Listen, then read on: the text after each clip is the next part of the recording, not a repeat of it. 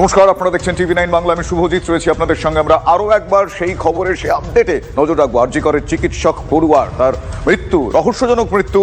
তার ময়না তদন্তে যে প্রাথমিক রিপোর্ট পাওয়া গিয়েছে তাতে খুনের ইঙ্গিত, শুধু খুন নয়, সেক্ষেত্রে ইঙ্গিত রয়েছে শ্বাসরোধ করে খুন করা হয়।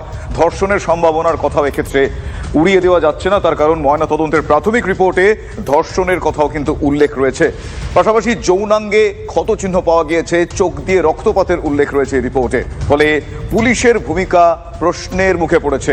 সিবিআই তদন্তের দাবি জানিয়েছেন বিরোধী দলনেতা শুভেন্দু অধিকারী। আপনাদের দেখাই বিস্তারিত।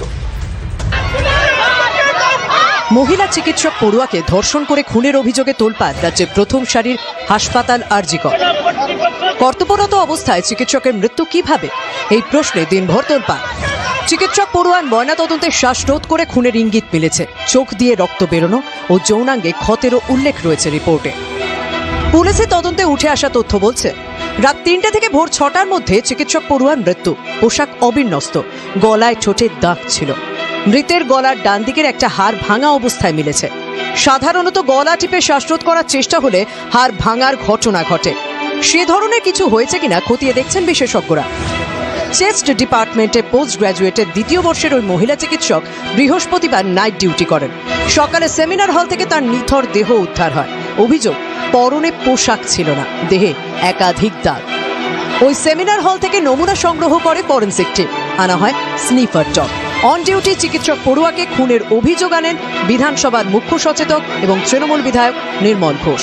ব্রুটালি মার্ডার হয়েছে, ব্রুটালি অন ডিউটি। তার সত্য উদ্ঘাটন করতে হবে এবং ক্রিমিনাল যে এই খুনের জন্য দায়ী তাকে ক্যাপিটাল পানিশমেন্ট দিতে হবে। তদন্ত যাতে পূর্ণ পর্যায়ে হয়, কোথাও কোনো ল্যাপসেস না থাকে। মেয়েকে খুন করা হয়েছে প্রথম থেকেই দাবি করেছে পরিবার। আমার মেয়েটাকে খুন করে ফেলেছে এরা, আমার মেয়েটাকে মেরে ফেলেছে। আমার একটা মাত্র মেয়ে, অনেক কষ্ট করে ডাক্তার করেছিলাম, লোকের সেবা করতে এসে নিজেই খুন হয়ে গেছে। মৃত রহস্য উদ্ঘাটনে সিবিআই তদন্তের দাবিতে সরব হয়েছেন রাজ্যের বিরোধী দলনেতা। ইমিডিয়েটলি স্টেট গভর্নমেন্টের উচিত সিবিআই কে কেস হ্যান্ডওভার করে দেওয়া। যদি না করেন, ওরা করবে না, তাহলে পরিবারকে বলবো যে আপনারা কোর্টের দ্বারস্থ হন। যদি এটি হত্যাকাণ্ড হয়ে থাকে, হত্যাকারী কোনো অবস্থায় ছাড়া পাবে না।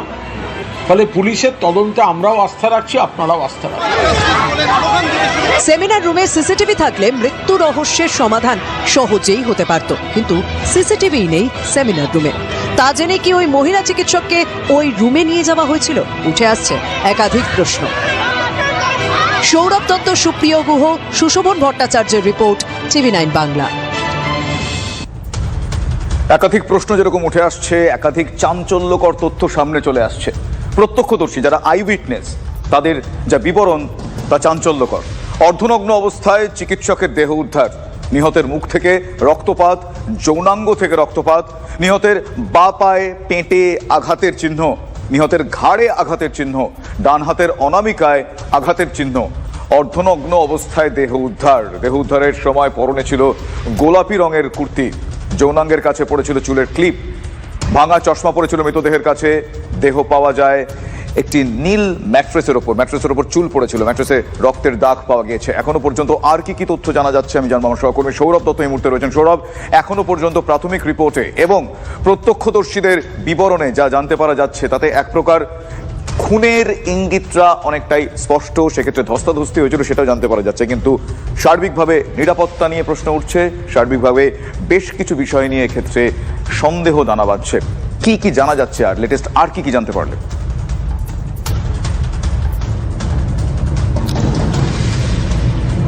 শুভজিৎ, দেখো, এক রাশ প্রশ্ন তুলে এখন যে ছবি আমরা আমাদের দর্শকদের দেখাচ্ছি, যে পুলিশের এক বিরাট কনভয়, প্রায় 12-14টি গাড়ি সামনের দিকে ছুটছে, আর একেবারেই সামনে রয়েছে নিহত এই চিকিৎসক, আরজি করের নিহত এই চিকিৎসক ছাত্রীর নিথর দেহ।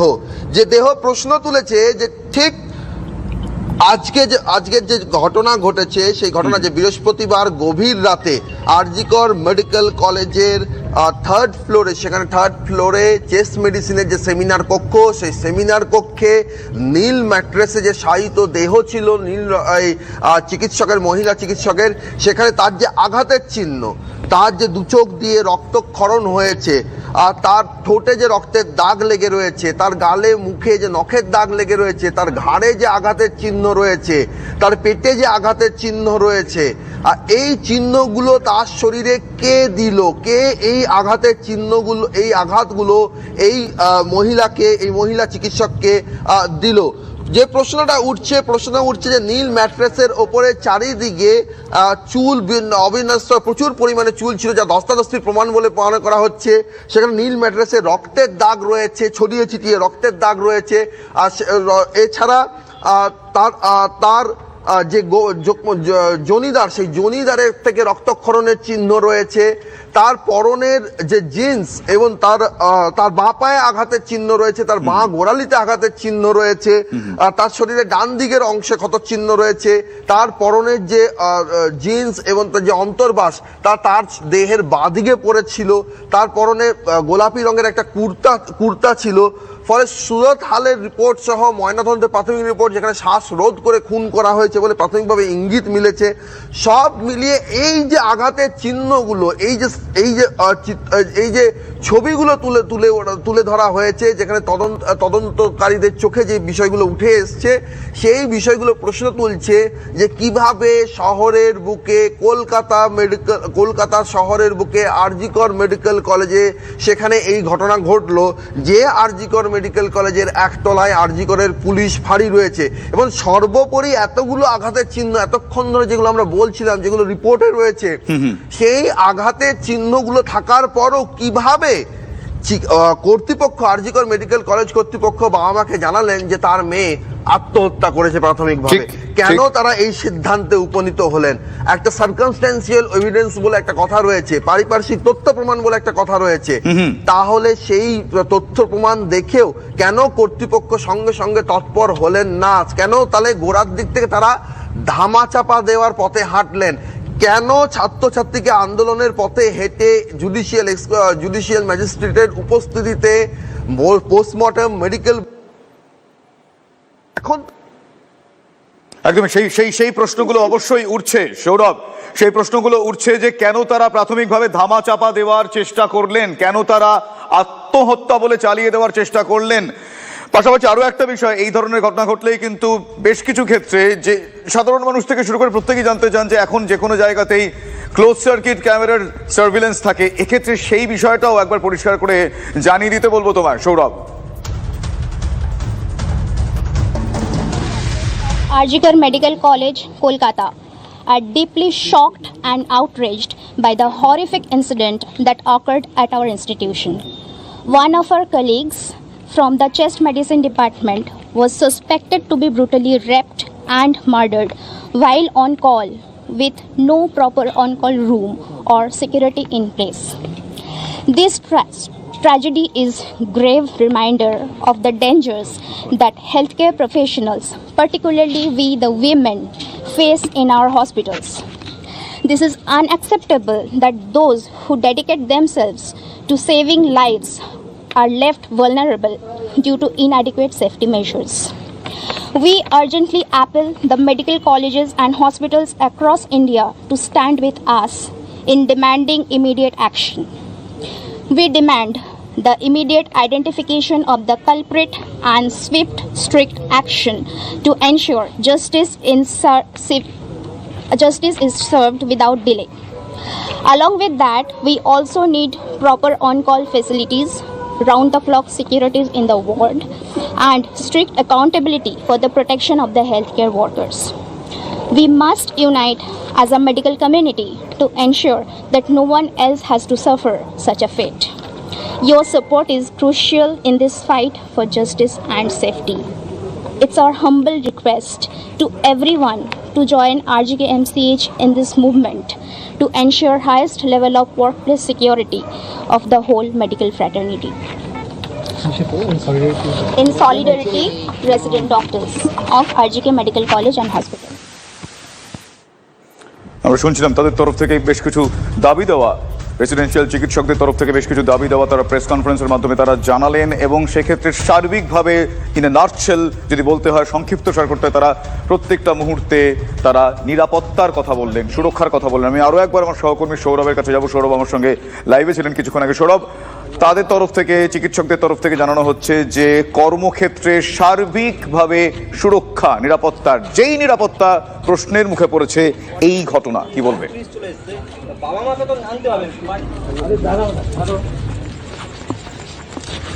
শুভজিৎ, এই সাংবাদিক বৈঠক একটু আগে রেসিডেন্সিয়াল ডক্টরস অ্যাসোসিয়েশন যে সাংবাদিক বৈঠক করলেন, তুমি যদি তার শব্দ বন্ধ খেয়াল রাখো, সেখানে পরিষ্কার তারা বলছেন রেপড অ্যান্ড মার্ডার্ড। এর আগে পর্যন্ত রেসিডেন্সিয়াল ডক্টরস অ্যাসোসিয়েশন যতগুলো সাংবাদিক বৈঠক করেছে, সেটা বিকেলে হোক, রাত্রি 8টার যে সাংবাদিক বৈঠক সেটি হোক, সেই সমস্ত বৈঠকে কিন্তু তারা বলেছিলেন যে তারা সাসপিসিয়াস যে কোনো ঘটনা ঘটেছে, তারা কিন্তু এই শব্দটা ব্যবহার করছিলেন না। না মার্ডার শব্দবন্ধ ব্যবহার করছিলেন, না রেপ শব্দবন্ধ ব্যবহার করছিলেন। এখন যখন প্রাথমিক ময়নাতদন্ত হয়ে গিয়েছে, প্রাথমিক ময়নাতদন্তের রিপোর্ট প্রকাশ্যে এসছে, সুরত হালের রিপোর্ট চলে এসছে, তখন তারাও কিন্তু ক্লিয়ার কাট স্পষ্ট ভাষায় doctors association, residential doctors association তারা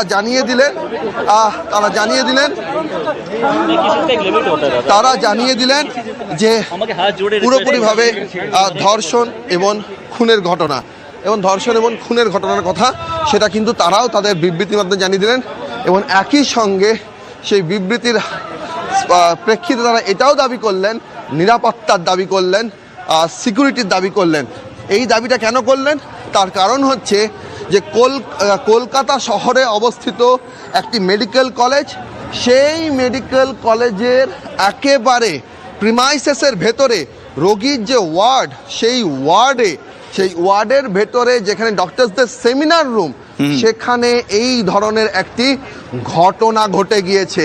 এবং তারা কিন্তু স্পষ্টভাবেই তারা বলে দিলেন যে তার নিরাপত্তার বিষয়টিকে সামনে রেখে এবং যে কালপিট যে এই ঘটনায় যুক্ত, তার যথাযথ কঠোর শাস্তির দাবি কিন্তু তারা করলেন।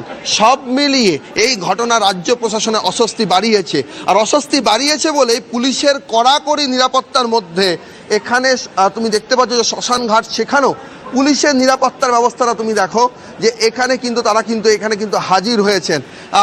এবং একটা দেখাবো যে আইন শৃঙ্খলা পরিস্থিতির অবনতি হতে পারে সম্ভবত, সেই আশঙ্কায় টিয়ার গ্যাসের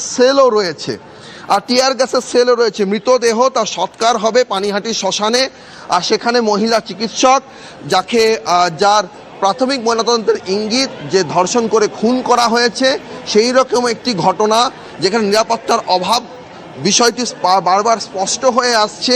হাসপাতাল চত্বরের ভেতরে কেন মহিলা চিকিৎসকদের নিরাপত্তা সুনিশ্চিত করা গেল না, সেই প্রশ্নটা উঠছে। তার কারণ বছর 7 আগেই নীলরতন সরকার মেডিকেল কলেজে এক চিকিৎসক নিগ্রহের ঘটনাকে ঘিরে সারা রাজ্য জুড়ে যে ডাক্তারদের আন্দোলন হয়েছিল, তারপর কয়েক দফা দাবি সনদ তৈরি হয়েছিল ডাক্তারদের নিরাপত্তা সুনিশ্চিত করার প্রশ্নে। সেখানে প্রত্যেকটি মেডিকেল কলেজে এসিপি পদমর্যাদার আধিকারিক, তাদের জন্য নতুন কক্ষ তৈরি হয়, অফিস কার্যালয় তৈরি হয়। যে কারণে আজকে তুমি যেরকমটা শুরুতেই বললে সৌরভ, আজকে প্রেস কনফারেন্সে তাদের কাছ থেকে বারবার এটাই শোনা গেল যে তারা এক্ষেত্রে বারবার বললেন যে মার্ডার এবং রেপ এই দুটো শব্দ তারা ব্যবহার করলে শুধু তাই নয়, চিকিৎসা ক্ষেত্রে এই তাদের কর্মক্ষেত্রে সেখানে তারা সার্বিকভাবে নিরাপত্তার দাবি করলেন, এবং এই ঘটনায় যারা দোষী তাদের কঠোর শাস্তির দাবি করলেন তারা।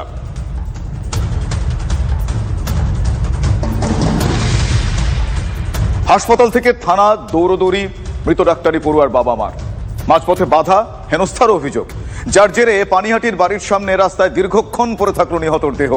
অবশেষে রাত 10টা নাগাদ বাড়িতে পৌঁছন মৃত ছাত্রীর বাবা মা। তারপর শুরু হয় শেষ যাত্রার প্রস্তুতি। থানায় গিয়ে হেনস্থার মুখে পড়েন তারা। পুলিশ বারবার বাধা দেয় বলে অভিযোগ নিহত ডাক্তারি পড়ুয়ার বাবার। না জানিয়ে দেহ নিয়ে গিয়েছে পুলিশ। আগেই সরব হয় পরিবারের লোকজন।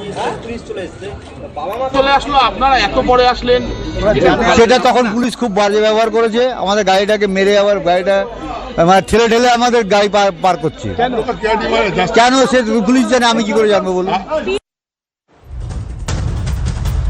একই এই ঘটনা, তারা বিধ্বস্ত, তারা বিপর্যস্ত মানসিকভাবে তার উপর এই ধরনের অপ্রীতিকর পরিস্থিতি। আমার সহকর্মী অনন্ত চট্টোপাধ্যায় এই মুহূর্তে আমার সঙ্গে সরাসরি রয়েছেন। অনন্তর কাছ থেকে জানতে চাই, অনন্ত, মানসিকভাবে তারা তো বিপর্যস্ত, তারপর প্রাথমিক রিপোর্ট, তাদের সন্তানের দেহ নিয়ে এভাবে হেনস্থা হওয়া, সব মিলিয়ে তারা কি বলছেন এখন? একদম 1 ঘন্টা বিহারিস অবস্থায় এই বাড়ির সামনেই পড়েছিল মৃত চিকিৎসকের দেহ। বাবা কি অভিযোগ করছেন যে একদিকে তার মেয়ে মারা গেছে আর তার গাড়ি বাড়ির দিকে আসবে, পুলিশ তার গাড়ির ওপর চাপড় মারছে, থাবড়াচ্ছে, পুলিশের বিরুদ্ধে অভিযোগ তুলছেন বাবা, পুলিশের অসহায়তার কথা তুলছেন, পুলিশ তাদের অসহযোগিতা করছে। আর সেই পুলিশই যাতে কোনো রকমভাবে উত্তেজনা না ছড়ায় মৃতদেহ ঘিরে, তাকে সেই মৃতদেহ কর্ডন করে নিয়ে শেষ যাত্রা তার শ্মশান ঘাটে গেলেন। হয় আর কিছুক্ষণের মধ্যে তার দেহ শবদাহ হয়ে যাবে। এলাকার বাসিন্দারা কি বলছেন দাদা, আপনারা কতটা শোকার্ত, কি বলছেন এই ঘটনা? কতটা আমরা ভাষায় প্রকাশ করতে পারবো না। সন্দেহজনক কেন বলছেন? সন্দেহজনক যে রকম সিমটম দেখা যাচ্ছে সেখানে বোঝা যাচ্ছে এটা কোন। এইখানে কতক্ষণ মৃতদেহ 1 ঘন্টার ওপর পড়েছিল, কি বলবেন, কতটা অমানবিক? হ্যাঁ, এটা তো কিছু ভুল আছেই। কেন কিভাবে এসছে এটা তো আমরা জানি না। বিহারিস পড়েছিল, বাবা মা আসেনি, দেখেছি। কি চান আপনারা? ন্যায় বিচার চাই। কেন? একটা খুব ভালো মেয়ে এবং সম্ভাবনাময় ছাত্রী, ডাক্তারি ছাত্রী, তার এভাবে মৃত্যু আমরা মেনে নিতে পারছি না। দাদা কেন রহস্যজনক কেন বলছেন? রহস্যজনক লাগছে কারণ এত শান্ত মেয়ে, সে সুইসাইডও করতে পারে না, কিছু করতে পারে না। এটা ক্রিমিনাল কেস হয়েছে, এটা খুব কঠিন শাস্তি হওয়া দরকার। যারা চাপা দিতে দেখছেন কোথাও? হ্যাঁ হ্যাঁ, চাপা দেওয়ার চেষ্টা হচ্ছে, কিন্তু এটা চাপা দেওয়া যাবে না। কেন? কারণ আমার মনে হয় যেভাবে আপনারা সহযোগিতা করছেন এই ফ্যামিলির প্রতি, তাতে এটা চাপা দেওয়া যাবে না। দেখো, আমরাও চাই কঠোর শাস্তি হোক, এলাকার বাসিন্দারাও চাইছে দোষীদের কঠোর শাস্তি হোক। যেখানে বিধায়ক নির্মল ঘোষ মুখ্য সচেতক, তিনি সরাসরি বললেন। একদমই, কিছুক্ষণ আগে রেসিডেন্সিয়াল ডক্টরস অ্যাসোসিয়েশনের তরফ থেকে তারাও প্রেস কনফারেন্স করলেন। তারাও স্পষ্টত বলছেন যে তারাও কঠোর শাস্তির দাবি চাইছেন। শুধু তাই নয়, তাদের প্রেস কনফারেন্সে দুটো শব্দ বন্ধ এই মুহূর্তে অত্যন্ত গুরুত্বপূর্ণ। তারা বলছেন এটা মার্ডার এবং রেপ। এখনো পর্যন্ত প্রাথমিক রিপোর্টে যা পাওয়া যাচ্ছে তাতে অনুমান যে শ্বাসরোধ করে খুন করা হয়েছে। বিস্তারিত পূর্ণাঙ্গ রিপোর্টের অপেক্ষায় আমরা প্রত্যেকে, এবং এই ঘটনায় যে বা যারা দোষী তাদের শাস্তি আমরাও দাবি করছি।